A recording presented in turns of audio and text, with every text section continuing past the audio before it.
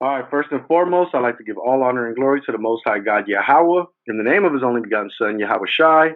Welcome back, brothers, to our class. Again, we couldn't get to camp Saturday. We'll be at camp tomorrow, but we are going to be doing a class for every camp we miss. Today's class is titled "What is a broken arrow?" Right? Because we've heard it.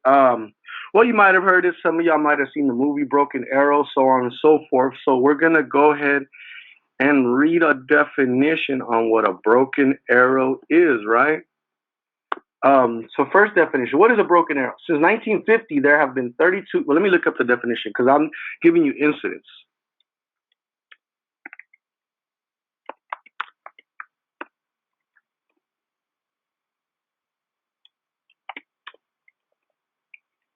What is broken arrow code for, right? We're going to look up. Broken arrow, military, simple English Wikipedia. First definition. Broken arrow is a call or request for available combat aircraft to attack enemy positions, even those to the position of the U.S. troop. The reason for calling in the order is because the U.S. position is being overrun and can no longer be defended. Broken arrow is a code phrase. See code. The military unit on the ground is facing imminent, very soon destruction from enemy attack, and all available air forces within range air provide air support immediately. This is what Wiktionary.org says. Right. Let's look at the code for broken arrow. Let's look at broken arrow chemical spill code.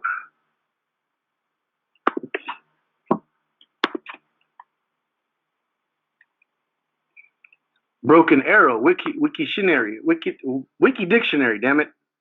Broken arrow, noun, broken arrow, plural, broken arrows.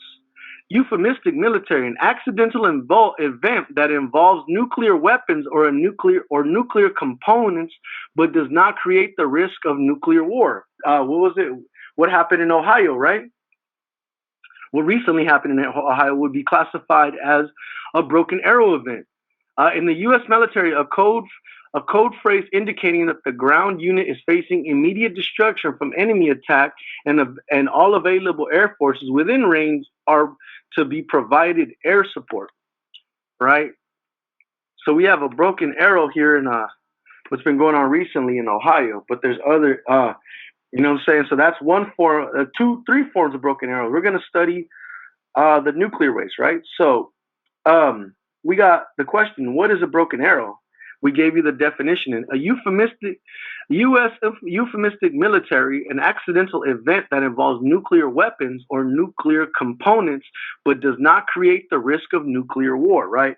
So again, like I told you, the event that happened in Ohio, what was it, like a couple of days ago, huh? What happened a few days ago, but let's go. Since 1950, there have been 32 nuclear weapon accidents known as broken arrows. A broken arrow is defined as an unexpected event involving nuclear weapons that result in accidental launching, firing, detonating, theft, or loss of the weapon. To date, 6 nuclear weapons have been lost and never recovered. So we see that it doesn't necessarily go into the risk of nuclear warfare, but it can happen, right? Well, let's go into the scriptures into what what's going to happen with this arrow, right? Because they call it an arrow for a reason. Let's go to Jeremiah chapter 50 and verse 14, right? Jeremiah chapter 50 and verse 14.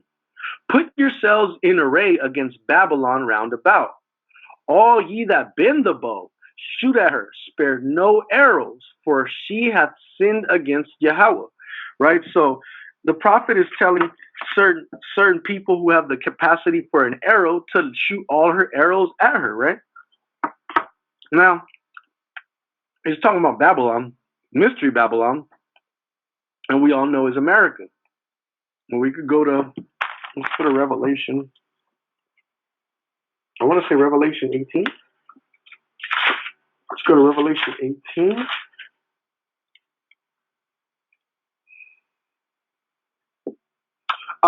As we're seeing, and even when you read the Bible, you see that Babylon the Great, America, is falling. But let's go to Revelation chapter 18 from the top. And after these things, I saw another angel come down from heaven and have great power, and the earth was lightened with his glory. And he cried mightily with a strong voice, saying, Babylon the great is fallen, and is become the habitation of devils, and the hold of every foul spirit, and the cage of every unclean and hateful bird. For all the nations have drunk of the wine of the wrath of her fornication, and the kings of the earth have committed fornication with her, and the merchants of the earth wax rich through the abundance of her delicacies. We see how America is the number one place for all these countries to send their products to, because we're a consumer nation, right? And I say we're because we're citizens of this godforsaken place, and we consume what we can of theirs. You know what I'm saying? But everybody's partaking in their iniquities. There was a point in time where the U.S. was going to declare war, invade Haiti for their quote unquote hateful treatment of homosexuals when they would hang them and stuff like that. You know what I'm saying? Burn them at the basically give them their punishment that was given to that was lawful, right? Then the tribe of Levi wild down there, right? So now, with what I'm saying, now we see that the arrows are being pointed in that direction. That Babylon the Great is here in America. You know what I'm saying? Because look at everybody follows the trends here. You go to Japan, you got cholos, right? As much as we love the so-called Mexican man, chiefly the tribe of Issachar there. You know what I'm saying? Gangbanging didn't start in Mexico. It started in Los Angeles. Whether you want to say East LA or South Central, it started in Los Angeles, in Southern California, right? Though the partakers of such activities are the children of Israel, you know what I'm saying? It came up out of Babylon, and everybody does it because you go around the world, it's gangbanging all over the world now. You got 18th Street, MS-13, Bloods and Crips all up and down Mexico, Central and South America. I know because my family has family in Guatemala. I know people with family in Mexico and family in El Salvador, right? So they've drunk of her juice. So now everybody has capacity of an arrow to shoot at her. The brick, right? We got, I believe, China, Russia, India, and North Korea have that capability. I want to say a couple of countries in South America and Cuba as well. But I don't want to misspeak. I just know for a fact that China, North Korea, and Russia have them, right? So they have the capacity, and they're actually beefing with the U.S. right now, right? Let's keep going. Let's go to Isaiah chapter 34, verse 5. The sword shall be bathed in heaven, and it shall come down upon Idumea and upon the people of my curse to judgment, right? Let me get, we always go to this dictionary. There's a dictionary definition I do want to read here, right? Jeez Louise. It's, anyways, Idumea, let's go. Shoot, that's in here somewhere. Have you seen that little Bible dictionary I carry around with me? Idumea is. I had it here too. Salakia, brethren. The Edomites on the land of Edom, or even named Idumea, they're the people of no promise. They're going to receive the worst judgment, right? Let's go to Obadiah real fast. I want to say the 15th verse, right? Obadiah on the 15th verse, only one chapter in Obadiah. Greatest book in the Bible. You know what I'm saying? You know what I'm saying? I chose the name named after, I didn't even name it after the prophet. I actually named it because it was a Zebulonite prince. Bet y'all didn't know that, huh? But he is a prince of Zebulon in the time of David, right? Obadiah, son of Mass, something with him, dude. Salakia. Let me get this in the book of Obadiah. It's one of these one-page books, one-chapter book. Amos. Let's say Amos is right after Joel, then Obadiah. Boom. Obadiah chapter 1, obviously. Verse, and we'll say 17. Obadiah chapter verse 17. But upon Mount Zion shall deliverance and shall be deliverance, and there shall be holiness, and the house of Jacob shall possess their possessions, And the house of Jacob shall be a fire, and the house of Joseph a flame. So we got all 12 tribes. One end of the kingdom is going to be a fire, the other end of the kingdom is going to be a flame, right? And the house of Esau for stubble. What is stubble? Stubble is kindle. It's what we use to light fire with, right? So upon the house of Idumea, that the sword's gonna fall, right? Right? Um, let's see what his judgment and his curse is. And they shall kindle them and devour them, and there shall not be any remaining of the house of Esau, for Yahweh hath spoken it. And they of the south shall possess the mount of Esau and the plain of the Philistines, and they shall possess the fields of Ephraim and the fields of Samaria, and Benjamin shall possess Gilead. And the captivity of the host of the children of Israel shall possess that of the Canaanites, even unto Zarephath. And the captivity of Jerusalem, which is in Sepharad, shall possess the cities of the south. And Savior shall come up from Mount Zion to judge the mount of Esau, and the kingdom that shall be Yahweh's, right? So we know now. I speculate that Sephard is America because it was obviously not known to us in the Old Testament, right? And Sephard is just means a distant unknown place. Right? So we see their judgment that's coming to them already. They're going to be cut off forever, right? But how does it happen? Let's go going back to Isaiah 34:5. For my sword shall be bathed in heaven. Behold, it shall come down upon Idumea and upon the people of my curse to judgment. Right? So it's going to destroy the 2/3 of Israel. This is Zechariah chapter 12. Where's Zechariah? Zechariah before, after Micah, Zephaniah. So we see Zephaniah, we're going to see Zechariah. So boom, Zechariah 13:9. Let's see what his people of their curse are, right? This is the book of Zechariah, chapter 13, verse 8. And it shall come to pass that in all the land, saith Yahweh, 2 parts therein shall be cut off and die. That's 2/3 of the Israelites are going to be destroyed. But the third shall be left therein. And so the 2/3 are in America as far as if you read it, because it's the 2/3 in the land. What land? The land of the north, right? Shall come to pass that in all the land, saith Yahweh, 2/3 therein shall be cut off and die, but a third shall be left therein, and I will bring the third part through the fire and refine them as silver is refined, and will try them as gold is tried. They shall call on my name, and I will hear them, and I will say, it is my people, and they shall say, Yahweh is my power. Right? So we see the people of his curse are the 2/3, you know what I'm saying, along with the Edomites. They'll be destroyed here, right? Let's keep going. Let's go down to Job 20:25. You know what I mean?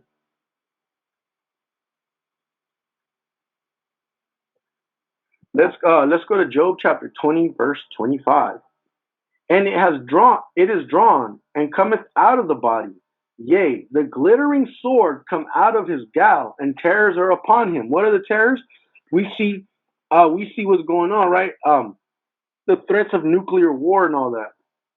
Well, when this sword comes out of his sheath and it drops down here in this place, in the land of Babylon, it's going to have many terrors. I mean, we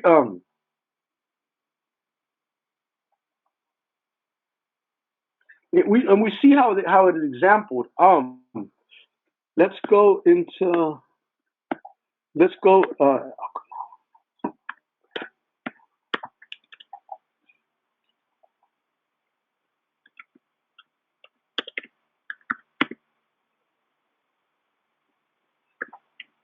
let's go into scripture, right?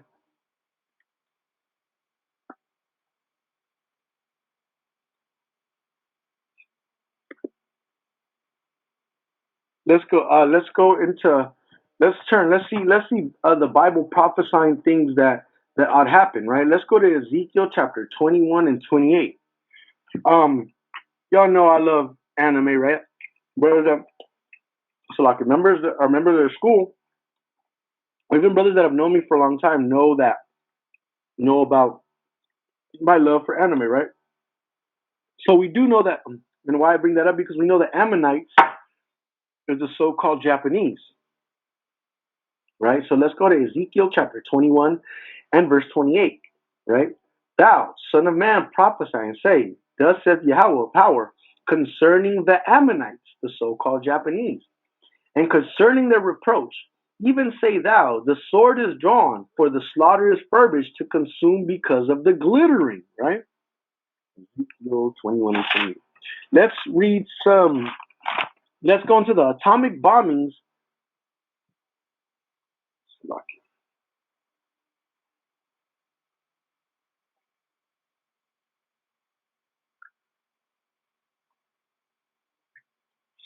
Let's go into the atomic bombings, Ezekiel 28. Let me see some real fast. Let's go into the bombings of Hiroshima and Nagasaki, right? 21. I want to say 21, 29. 21 and verse 29. Oh, let me see verses.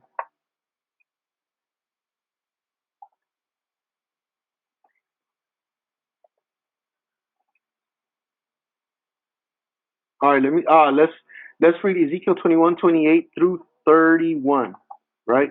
And thou, son of man, prophesy and say, thus saith Yahweh power concerning the Ammonites and concerning their reproach. Even say thou, the sword is drawn, for the slaughter it is furbished, to consume because of the glittering. Whilst they see vanity unto thee, whilst they divine a lie unto thee, to bring thee upon the necks of them that are slain of the wicked, and whose day is come. When their iniquity shall have an end, right? So let's keep going. And I will pour out my indignation upon thee. I will blow against thee in the fire of my wrath, and deliver thee into the hand of brutish men and skillful to destroy. Verse 32, thou shalt be for fuel to the fire. Thy blood shall be in the midst of the land, and thou shalt be no more remembered, for I have spoken it, right? Most people will take it like they were a superpower, but if you talk to historians, Japan was never the same after that. Yeah, they got a little more advanced in technology, but they weren't as they were once before, right? This is from Wikipedia. This is the first thing. The atomic bombings of Hiroshima and Nagasaki. The atomic bombings of Hiroshima and Nagasaki were detonation of two atomic bombs over the Japanese cities Hiroshima and Nagasaki on the 6th and 9th of August 1945 by the U.S. Right? Let's read verse 31. Ezekiel 21 and 31. Shall I cause thee to return into his sheep? I will judge thee. Let's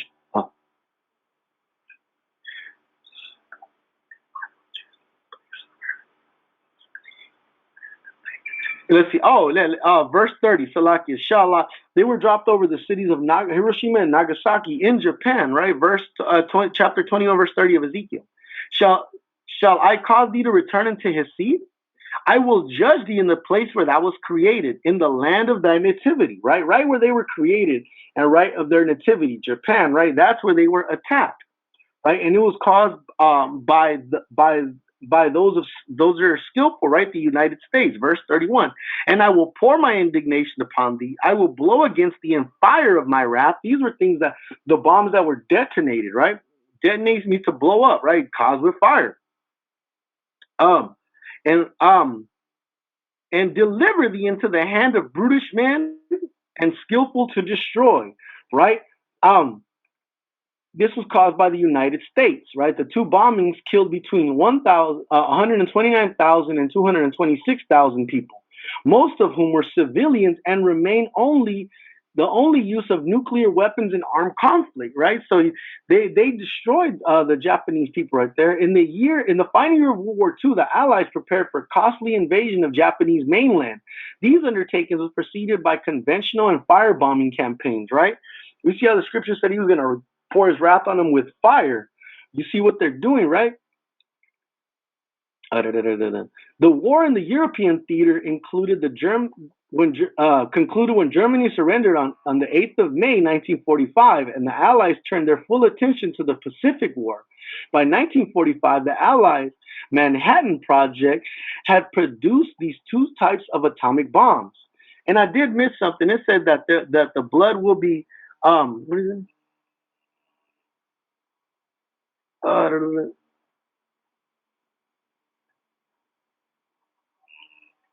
there's some I missed.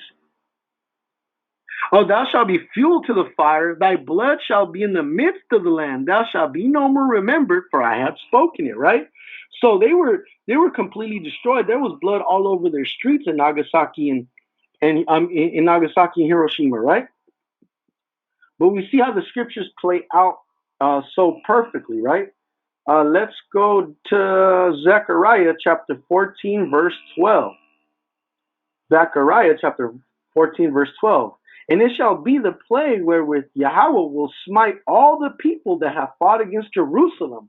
Their flesh shall consume away while they stand upon their feet, and their eyes shall consume away in their holes, and their tongues shall consume away in their mouth. And we always talk about it. We always bring it up. Every Israelite that I have this understanding will bring up Terminator 2, right, where Sarah Connor was left on her feet. She was blown up, and all that was left was a skull. They've said that can actually happen. It happened to people in Japan, right? So we see there's examples of things. And I might even cut away the scene right here into this video so y'all can see what I'm talking about. Let's go to Isaiah chapter 44, verse 12. The smith with the tongs both worketh in coals and fashioneth with hammers, and worketh it with the strength of his arms. Yea, he is hungry, and his strength faileth. He drinketh no water, and is faint. Let me see. The Manhattan Project. Where did you go? That's really what I'm looking for. Salakia brethren.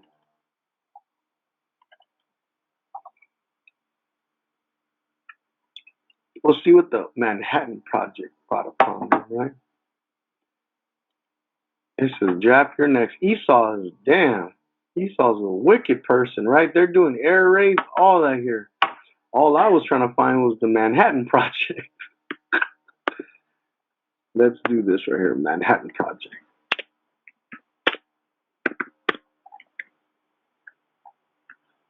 Manhattan Project. Boom, the Manhattan Project, making the atomic bomb.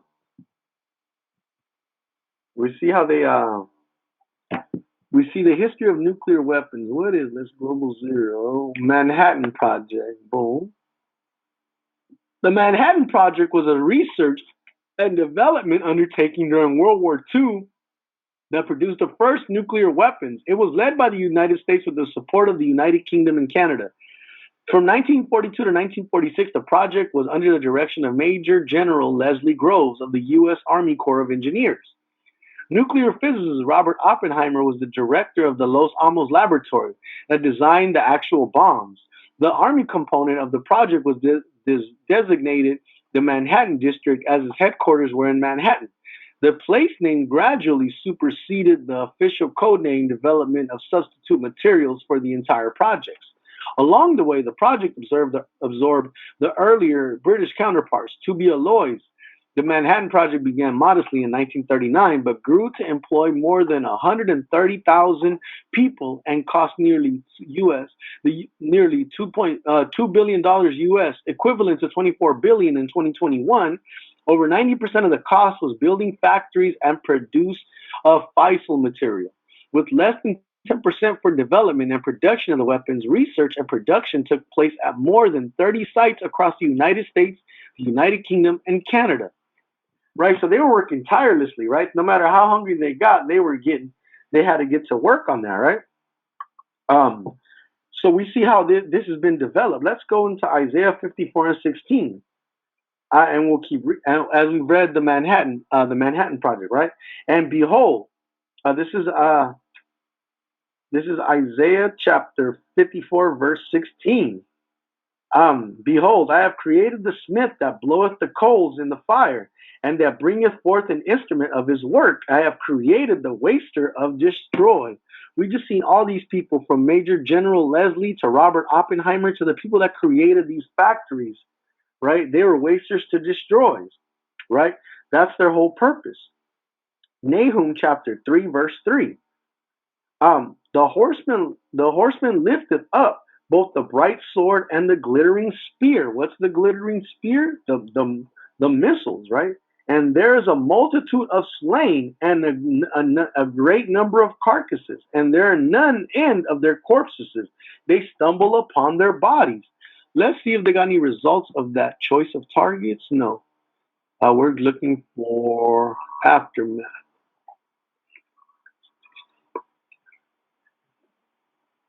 Potsdam Declaration, bombs. No, I'm looking for Hiroshima during World War II, bombing of Hiroshima. Let me see. Hiroshima was the primary target of the first atomic bombing mission on August 6th, with Karakura and Nagasaki as alternative targets. The 393D bombardment squad B-29 Enola Gray, named after Tibet's mother and piloted by Tibbets, took off from the Northfield Tinnan, the 6-hour flight time from Japan. Enola Gay was accompanied by two other B-29s, the Great Artiste, commanded by Major Charles Sweeney, which carried instrumentation, and then nameless aircraft later called Necessary Evil, commanded by Captain George Mardiquet. Necessary Evil was the photography aircraft. So they took pictures of this shit, right? Let me see. Due to the crosswind, the bomb missed the aiming point at AOI Bridge by approximately 240 meters, 800 feet, and detonated directly over Shima Surgical Clinic. These are all I mean, we're going to have the same thing here, but I'm giving you examples you can actually can look up, right? Because they hit Shima Surgical Clinic. It was released the equivalent energy of 16 kilotrons of TNT. The weapon was considered very inefficient, with only 1.27% of the material fissioning. The radius of total destruction was around 1.6 kilometers, 1 mile, with resulting fire across 11 kilometers, 4.4 square miles. Due to crosswind, Enola Gay stayed over the target area for 2 minutes and was 16 kilometers away from when the bomb detonated. Only Tibbets, Parsons, and Furby knew of the nature of the weapon. The others on the bomber were told to expect blinding flash and given black goggles. It was hard to believe what we saw, Tibbets told reporters, while Parsons said the whole thing was tremendous and awe-inspiring. The men on board with me gasped, "My God." He and Tibbets compared the shockwave to a cluster bust of Ak fire. You see, and then they got the pictures. I'm going to put the screenshots of the effects after the fact. You got, man, people's bodies falling apart and all that.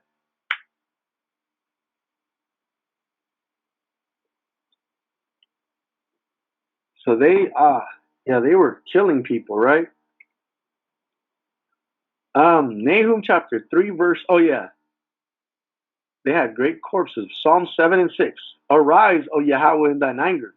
Lift up thyself because of the rage of mine enemies, and awake for me the judgment that thou hast commanded. We see as we're going through these things of Hiroshima, Nagasaki, post-attack casualties. An estimated 90,000 to 140,000 people in Hiroshima, up to 39% of the population, and 60,000 to 80,000 people of Nagasaki, up to 32% of the population, died in 1945. So we see what it had said right there in Nahum 3 and 3, right, where none end of their corpses. They stumble upon their corpses. That's 39 and 32% respectively of the people that died in Hiroshima and Nagasaki in 1945, right? Let's keep going. Let's go down to Jeremiah chapter 51, verse 20. Thou art my battle axe and my weapons of war. For with thee will I break in pieces the nations, and with thee I will destroy kingdoms, right? So the Most High is going to use us, right? And we see the nuclear weapon detonation happening as well, right? And we'll see how we're going to be used as weapons, because right now the topic is, in fact, the atomic bomb. So let's go into Judges chapter 5, verse 11, because we got to see if we're going to be delivered, right? Remember, Zechariah said twice that they would take us through the fire if we be of them men. Judges chapter 5, verse 11. They that are delivered from the noise of archers in the place of drawing water, in the place where everybody comes to do commerce. The noise of the archers. What is the broken arrow? What is the arrow? A nuclear weapon, right? A nuclear missile. So those of us that are delivered, Lord willing, we be of them, are delivered out of this. Um, they shall rehearse the righteous acts of Yahweh, even righteous acts towards the inhabitants of his villages in Israel. Then shall the people of Yahweh go down to the gates, right? So we see in this place of great commerce where things are going to be blowing up, right? Here's where we practice these righteous acts. That's why in 2 weeks when we keep the Passover, we got to remember these things because we got to get delivered up out of here, right? Let's go to Isaiah 44 and 12. Let's go Isaiah 44 and 12. The Smith, didn't I read this already? I read this already. Oh yeah, we did. Malachi chapter 4, verse 1. For behold, for the day cometh that shall burn as an oven, and all the proud, yea, and all that do wickedly shall be stubble. What is stubble? That kindling we use for fire, right? Y'all remember what the people that actually saw the explosion said? That people gasped and my God, the destruction that happened there, right? And the day that cometh that shall burn them up, right? I'll show pictures of, man, look. Yeah, we're gonna have to screen record this right here. Salaki. They have pictures. Damn. Events on the ground. Although the bomb was more powerful than one used in Hiroshima, its effects were confined by hillsides to the narrow Urakami Valley. Of 7,500 Japanese employees who worked inside Mitsubishi munitions plant, including mobilized students and regular workers, 6,200 were killed. Some 17,000 to 22,000 others who worked in other war plants and factories in the city died as well. Casualties estimated for immediate deaths vary widely, ranging from 22,000 to 75,000. At least 35,000 to 40,000 people were killed and 60,000 others injured. In the days and months following the explosion, more people died from their injuries because of the presence of undocumented foreign workers. Ali, are you serious?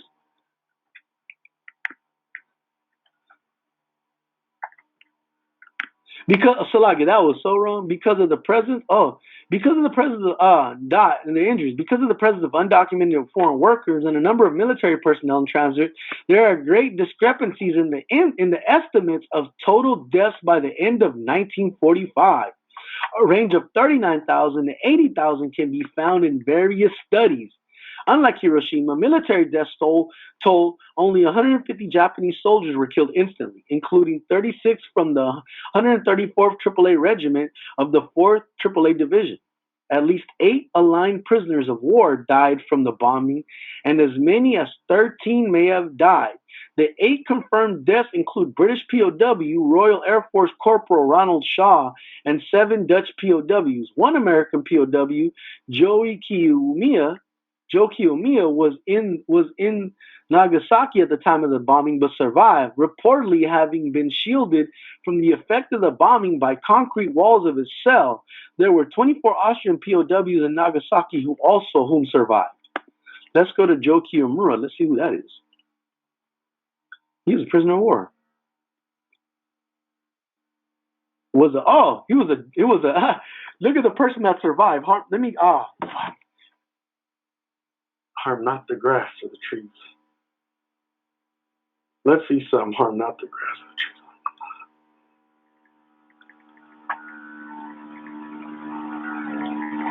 trees. Babe, I just found something. Revelation 9. Let's go to Revelation chapter 9, verse 4, right? Let me see. Bible Gateway. Revelations 9 in the NIV. Let's go to Revelation 9, brethren. Revelation 9. Where's Revelation 9?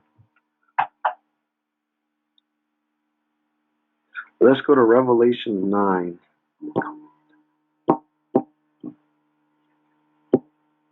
I didn't even get this in depth last time. That's why I'm excited, guys. Revelations chapter 9, right? Remember the name Joe Kiyomi, right? A prisoner of war for the U.S., right? This is the book of Revelation, chapter 9, and we're going to start at verse 1. And the fifth angel sounded, and I saw a star fall from heaven onto the earth, and to him was given the key of the bottomless pit. And he opened the bottomless pit, and there arose a smoke out of the pit, and as the smoke of a great furnace, and the sun, the air were darkened by the reason of the smoke of the pit. And there came out of the smoke locusts upon earth, and unto them were given the power as scorpions of the earth to have power. And it was commanded them that they should not hurt the grass of the earth, neither any green thing, neither any tree, but only those men who did not have the seal of God on their forehead. Right. So we know that the children of Israel, the Black, Hispanic, and Native American. Well, the Navajo, they're Native Americans, right? Let's read this. Joe Kiyomi, a POW we just read about that was in the bombing of Nagasaki, I believe. Let me check real fast. Was it? Oh, he was in Hiroshima. Oh, he was in Nagasaki. So let's read it again. One American POW, Joe Kiyomi, was in Nagasaki at the time of the bombing, but survived.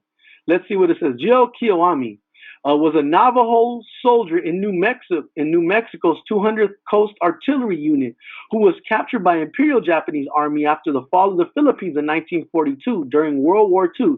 Kiyomi was a POW in Nagasaki at the time of the atomic bombing, but survived.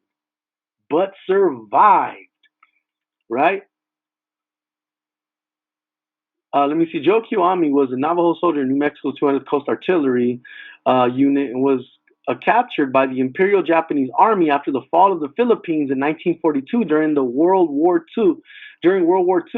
Kiyomi was a POW in Nagasaki at the time of the atomic bombing, but survived, reportedly having been shielded from the effects of the bombing by concrete walls of his cell. The Japanese tried unsuccessfully to have him decode messages in Navajo code used by the United States Marine Corps. Although Kiyomi understood Navajo, the messages sounded like nonsense to him because even though the code was based on Navajo language, it was decipherable only by individuals specifically trained in its usage. Kiyomi is notable for having not only survived the Bataan Death March and related internment and torture in concentration camp, but also being a Habikusha, a survivor of an atomic blast. You can't tell me the Bible ain't real. He said, do not harm the trees, and look at, he let Gad survive. He put Gad to survive. You can't tell me the scriptures ain't real. But let's go back and finish the class out with Malachi 4:1. For behold, the day cometh that shall burn as an oven, and all the proud, yea, and all that do wickedly shall be stubble. And the day that cometh shall burn them up, saith Yahweh of hosts, that it shall leave them neither root nor branch. And we can end the class right here, but let's look at that, right? Neither root nor branch. Again, we'll look at Terminator 2 and see how it was Sarah Connor left there standing, right? But with that, we'd like to give all honor and glory to the Most High God, Yahweh, in the name of his only begotten Son, Yahweh Shai. And we say, if you have any questions, text us. We don't answer that number. Or send us an email. Even leave your comments leave your questions in the comment section, and we'll get to them as soon as we see them. But Lord willing, this was edified to you, to the brethren, to the nation of Israel. And with that, we like to give all honor and glory to the Most High God, Yahweh, in the name of his only begotten Son, Yahweh Shai. And we say Shalom.